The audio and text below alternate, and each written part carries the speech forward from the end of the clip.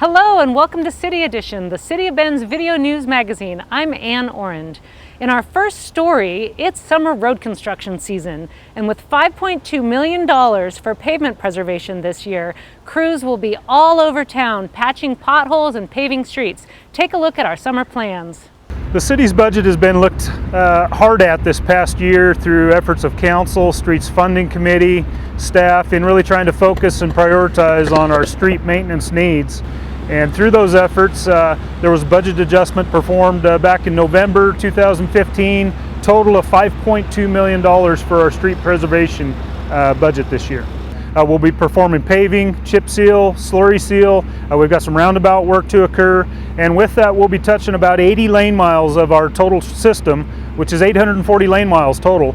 So this construction season we'll be touching about 10% of our system. But we focus on arterials, collectors. We're also getting out and treating some of our local residential roads as well. But the key is that the right treatment at the right time on the right road and what treatment those roads are ready for to extend the life of that asset. Our goal and our mission is to save our keep our good roads good, and in some cases that would require chip seal. A chip seal would be a road that's a little more heavily distressed and cracked. Pavement's a little rougher, it's starting to wear.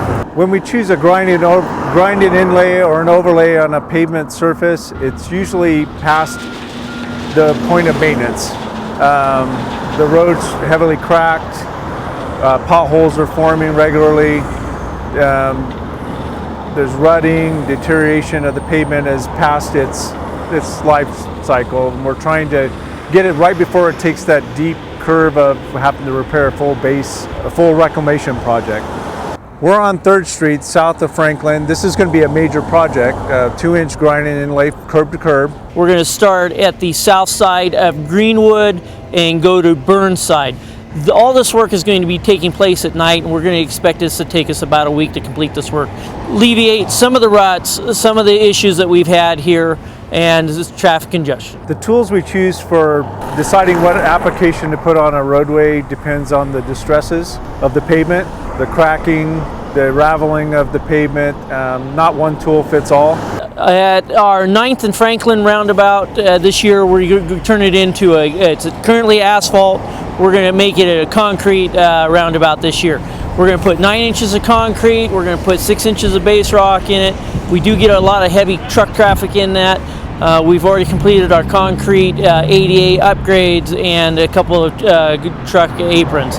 This project's going to take us about 30 days to complete this from start to finish once we release contract. Our Colorado Century Drive roundabout project, it was a ODOT project from the very beginning, which we had perpetual pavement on there, which we had about 9 inches of asphalt.